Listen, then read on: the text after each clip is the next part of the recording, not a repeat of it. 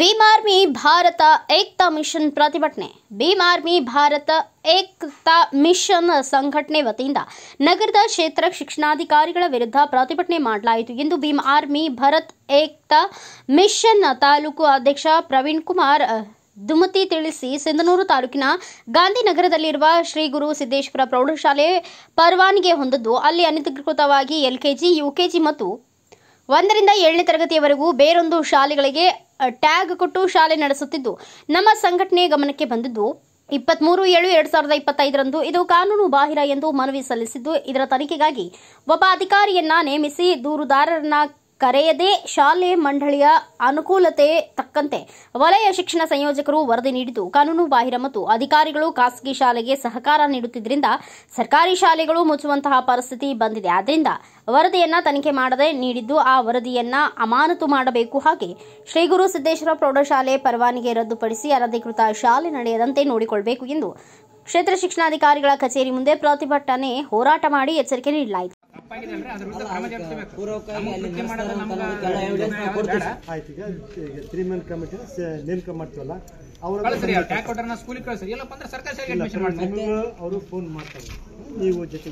ಅಧಿಕಾರಿಗಳು ಫೋನ್ ಮಾಡಿದ್ರೆ ನಾವು ಜೊತೆಗೆ ಓದ್ತೀವಿ, ಶಾಲಾ ಫೋನ್ ಮಾಡಿ ಅವ್ರು ಮಾಡಿದ್ದಾರೆ, ನಮ್ಮನ್ನ ಭೇಟಿಯಾಗ ಪ್ರಯತ್ನ ಮಾಡಿದ್ದಾರೆ.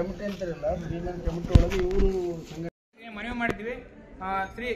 ಸಿಂಧನೂರು ತಾಲೂಕಿನ ಗಾಂಧಿನಗರದಲ್ಲಿರುವಂತಹ ಶ್ರೀ ಗುರುಸಿದ್ದೇಶ್ವರ ಶಾಲೆಯವರು 8th, 9th, 10th ಹೈಸ್ಕೂಲ್ ಪರವಾಗಿ ಮಾತ್ರ ಪಡೆದುಕೊಂಡು ಅಲ್ಲಿ LKG ಇಂದ 1 to 7th ವರೆಗೆ ಹಾಗೂ ಮತ್ತು ಫಸ್ಟ್ PUC, ಸೆಕೆಂಡ್ PUC ವರೆಗೆ ಅನಧಿಕೃತವಾಗಿ ಶಾಲೆ ನಡೆಸ್ತಿದ್ದಾರೆ. ಯಾವ ರೀತಿಯಪ್ಪ ಅಂತಂದ್ರೆ, ಶಾಲೆಯಲ್ಲಿ 80ರಿಂದ 100ಕ್ಕೂ ಹೆಚ್ಚು ವಿದ್ಯಾರ್ಥಿಗಳು ಇದ್ದಾರೆ. ಅನಧಿಕೃತವಾಗಿರ್ತಕ್ಕಂಥದ್ದು 80ರಿಂದ 100ಕ್ಕೂ ಹೆಚ್ಚು ವಿದ್ಯಾರ್ಥಿಗಳಿದ್ದಾರೆ. ಬೇರೊಂದು ಸ್ಕೂಲ್ಗೆ ಟ್ಯಾಗ್ ಮಾಡಿಕೊಂಡು ಕೇಸಿ ಎಜುಕೇಶನ್ ಮಾತ್ರ ಇಲ್ಲಿ ಈ ಗುರುಸಿದ್ದೇಶ್ವರ ಶಾಲೆಯಲ್ಲಿ ಮಾಡ್ತಾ ಇದ್ದಾರೆ. ಕರ್ನಾಟಕ ಶಿಕ್ಷಣ ಕಾಯ್ದೆ 1983 ಪ್ರಕಾರ ಯಾವುದೇ ನಿಯಮಗಳು ಈ ರೀತಿಯ ಟ್ಯಾಗ್ ಕೊಟ್ಟು ಮಾಡ್ಬೇಕಂತೇಳಿ ಯಾವುದೇ ನಿಯಮಗಳಿಲ್ಲ. ಇಲ್ಲಿ ಏನಪ್ಪಾ ಅಂತಂದ್ರೆ 1983 ಪ್ರಕಾರ ಸ್ಪಷ್ಟವಾಗಿ ಉಲ್ಲಂಘನೆ ಮಾಡಿರ್ತಕ್ಕಂಥದ್ದು ಅವ್ರ ಮೇಲೆ BO ಅಧಿಕಾರಿಗಳು ಕ್ರಮ ಜರುಗಿಸಬೇಕಾಗಿತ್ತು. ಆದ್ರೆ ಅಧಿಕಾರಿಗಳು CRP ಅವರು ಏನ್ ಮಾಡಿದ್ದಾರೆ, ECO ಅಧಿಕಾರಿಗಳು ತನಿಖೆ ನಡೆಸಿ ಏನ್ ಮಾಡಿದ್ದಾರೆ ಅಂತಂದ್ರೆ, ಕೇವಲ ಒಬ್ಬ ಅಧಿಕಾರಿ ಶಾಲೆಗೆ ನೇರವಾಗಿ ಭೇಟಿ ನೀಡಿ ಯಾವುದೋ ಒಂದು ಖಾಲಿ ಇರತಕ್ಕಂಥ GPS ಫೋಟೋ ನೀಡಿದ್ದಾರೆ. ಇಲ್ಲಿ ಇನ್ನೊಂದು ಏನಪ್ಪಾ ಅಂತಂದ್ರೆ, ಅಲ್ಲಿ ಹೆಚ್ಚುವರಿ ಕೊಠಡಿಗಳು ಯಾವುದೇ ರೀತಿಯಿಂದ ಇರಬಾರ್ದು, ಹೆಚ್ಚುವರಿ ಶಿಕ್ಷಕರು ಇರಬಾರ್ದು. ಹೆಚ್ಚುವರಿ ಕೊಠಡಿಗಳು 12ರಿಂದ 13 ಕೊಠಡಿಗಳಿದ್ದಾವೆ. ಇವರು ಹೇಳ್ತಾರೆ 8th, 9th, 10th ಅಂತ ಹೇಳ್ತಾರೆ. ಯಾವ ರೀತಿ ಯಾವ ಬೇಸ್ ಮೇಲೆ ಹೇಳ್ತಾರೆ? ಹೆಚ್ಚುವರಿ ಕೊಠಡಿ ಯಾಕೆ ಬೇಕು? ಹೈಸ್ಕೂಲ್ಗೆ ಬೇಕಾಗಿರ್ತಂದ್ರೆ 4 ಕೊಠಡಿಗಳು ಮಾತ್ರ, 3 ಶಾಲಾ ಕೊಠಡಿಗಳು, 1 ಆಫೀಸ್ ರೂಮ್, 4 ಕೊಠಡಿಗಳು ಬೇಕಾಗಿರ್ತವೆ. ಆದ್ರೆ ಈ ಶಾಲಾ ಮಂಡಳಿ ಏನ್ ಮಾಡ್ತಾರೆ, 12ರಿಂದ 13 ಹೆಚ್ಚು ಕೊಠಡಿಗಳಿದ್ದು ಅಲ್ಲಿ ಇರ್ತಕ್ಕಂಥದ್ದು 12ರಿಂದ 15 ಶಿಕ್ಷಕರನ್ನು ಒಳಗೊಂಡಿದ್ದಾರೆ. ಅವು ಯಾವಪ್ಪ ಅಂತಂದ್ರೆ, ಸೆಕೆಂಡ್ PUC ಫೇಲ್ ಆದವರು, ಡಿಗ್ರಿ ಬ್ಯಾಕ್ ಆದವರು, ಅವರಿಂದ ಯಾವುದೇ ರೀತಿ ಇವ್ರು ಏನಂತಾರೆ, ನಾವು ಕಲಿಕೆಗೋಸ್ಕರ ಮಕ್ಕಳನ್ನ ತಂದಿದ್ದೇವೆ, ಕಲಿಕೆಗೋಸ್ಕರ. ಸೆಕೆಂಡ್ PUC ಫೇಲ್ ಆದ ವಿದ್ಯಾರ್ಥಿ ಹುಡುಗರಿಗೆ ಏನ್ ಹೇಳಿಕೊಡ್ತಾನೆ ಇವರಿಗೆ? ಯಾಕಂತಂದ್ರೆ ಸ್ಟೇಟ್ ಬೋರ್ಡ್ ಇಂದ ಶಾಲಾ ಶಿಕ್ಷಣ ಇಲಾಖೆ ಏನು ನೀಡುತ್ತೆ ಆ ಆದೇಶ, ಇವಾಗ ಪಠ್ಯಪುಸ್ತಕ ಇವ್ರು ಏನು ವಿತರಣೆ ಮಾಡ್ತಾರೆ, ತಾವೇ ಒಂದು ಉತ್ತಮ ಶಿಕ್ಷಣ ಪಡೆದಿಲ್ಲ ಅಂತಂದ್ರೆ ಹುಡುಗರಿಗೆ ಏನು ಉತ್ತಮ ಶಿಕ್ಷಣ ಕೊಡ್ತಾರೆ? ಅದರ ವಿರುದ್ಧ ನಾವು ವರದಿಯನ್ನ ತನಿಖೆ ಮಾಡದೆ ಯಾವುದು ಶಾಲಾ ಆಡಳಿತ ಮಂಡಳಿಗೆ ಅನುಕೂಲವಾಗುವಂತೆ ನೀಡಿರ್ತಕ್ಕಂಥದ್ದು ವಿರುದ್ಧ ಅಧಿಕಾರಿಗಳನ್ನ ಅಮಾನತು ಮಾಡಬೇಕು, ಸೂಕ್ತ ಕಾನೂನು ಕ್ರಮ ಜರುಗಿಸಬೇಕಂತೇಳಿ ಈಗಾಗಲೇ ತಹಸೀಲ್ದಾರಿಗೆ ಮನವಿ ಮಾಡಿದ್ದೇವೆ. ಅದೇ ರೀತಿ BO ಅಧಿಕಾರಿಗಳಿಗೆ ಮ್ಯಾನೇಜರ್ ಬಂದಿದ್ದಾರೆ, ಅವ್ರಿಗೆ ಕೂಡ ಮತ್ತೊಮ್ಮೆ ಮನವಿ ಮಾಡ್ತಾ ಇದ್ದೇವೆ. ಈ ರೀತಿ ಯಾವುದೇ ರೀತಿಯಿಂದ ಮುಂದುವರಿಬಾರ್ದು. ನಾವು ಆ ಸ್ಕೂಲಿಗೆ ವಿಸಿಟ್ ಮಾಡಿ ಫೋನ್ ಮಾಡಿದ್ರೆ ಏನ್ ಹೇಳ್ತಾರೆ, BO ಒಂದ್ ಕಡೆ ಇರುತ್ತೆ, ಇದು ಪ್ರಿನ್ಸಿಪಲ್ ಒಂದ್ ಕಡೆ ಇರ್ತಾರೆ, ಮ್ಯಾನೇಜ್ಮೆಂಟ್ ಒಂದ್ ಕಡೆ ಇರ್ತಾರೆ. ಅಲ್ಲಿ ಇರ್ತಕ್ಕಂಥ 10th PUC ಫೇಲ್ ಆದ ಇವ್ರು ಏನು ಶಿಕ್ಷಕರಂತೇಳಿ ಬಿರುದು ಪಡಕಂದ್ರೆ ಏನಿರ್ತಾರೆ, ಅವ್ರು ಎಲ್ಲೆಲ್ಲೇ ಫೋನ್ ನೋಡ್ಕೊಂಡು ಕುಂತಿರ್ತಾರೆ. ಅದು ನಮ್ಮ ಹತ್ರ ವಿಡಿಯೋ ಇದೆ. ನಾವು ಪ್ರಿನ್ಸಿಪಲ್ಗೆ ಫೋನ್ ಮಾಡಿದ್ರೆ ಅವ್ರು ಏನ್ ಹೇಳ್ತಾರೆ, ಹೌದ್ರಿ ನಾವು ಮಾಡ್ತಾ ಇದೀವಿ, ಯಾವುದೇ ರಾಜರೋಷವಾಗಿ ಹೇಳ್ತಾರೆ, ನಾವು ಮಾಡ್ತಾ ಇದೀವಿ, ನಮ್ಗೆ ಯಾವುದೇ ರಾಜರೋಷ ಭಯ ಇಲ್ಲ. ಅವ್ರಿಗೆ ಯಾವುದೇ ರೀತಿ ಭಯ ಕಾಣ್ತಾ ಇಲ್ಲ. ಯಾಕಂದ್ರೆ ಕ್ಷೇತ್ರ ಶಿಕ್ಷಣಾಧಿಕಾರಿ ಹತ್ರ ಅವ್ರ ಅಧಿಕಾರಿಗಳಿದ್ದಾರೆ, ಅವ್ರು ಇವರೇ ಕುಮ್ಮಕ್ ನೀಡಿದ್ರಿಂದ ಅವ್ರು ಯಾವುದೇ ಭಯ ಇರಲ್ಲ. ಆ ರೀತಿ ಅವ್ರು ಏನ್ ಹೇಳ್ತಾರೆ, ನಾವು 14 ವರ್ಷ ಆಯ್ತು ಮಾಡಕ, ಇದೇನು ಹೊಸದ, ನಾವು ಟ್ಯಾಗ್ ಕೊಟ್ಟು ಮಾಡಕಚ್ಚಿವಿ, 14 ವರ್ಷ ಆಯ್ತು ಅಂತ ಹೇಳಿ ಮಾಡಕಚ್ಚಾರೆ. ಹೌದ್ರಿ, ನೀವು ಟ್ಯಾಗ್ ಕೊಟ್ಟು ಮಾಡೋದ್ರಿಂದ ಸರ್ಕಾರಿ ಶಾಲೆಗೆ ಬುಳಕಚ್ಚವ, ಸರ್ಕಾರಿ ಶಾಲೆ ಮುಚ್ಚಕಚ್ಚವ. ಆ ಒಂದು ಪರಿಸ್ಥಿತಿ ಎದುರಾಗಿರ್ತಕ್ಕಂಥದ್ದಾರು ಕ್ಷೇತ್ರ ಶಿಕ್ಷಣ ಅಧಿಕಾರಿಗಳು ಮತ್ತು ಅಲ್ಲಿರ್ತಕ್ಕಂಥ ಅಧಿಕಾರಿಗಳು ಮತ್ತು ಇಂತಹ ಅನಧಿಕೃತ ನಡೆಸತಕ್ಕಂಥ ಶಾಲೆಯ ಆಡಳಿತ ಮಂಡಳಿಯ ಮ್ಯಾನೇಜರ್, ಇವ್ರ ವಿರುದ್ಧ ಸೂಕ್ತ ಕ್ರಮ ಜರುಗಿಸಬೇಕು.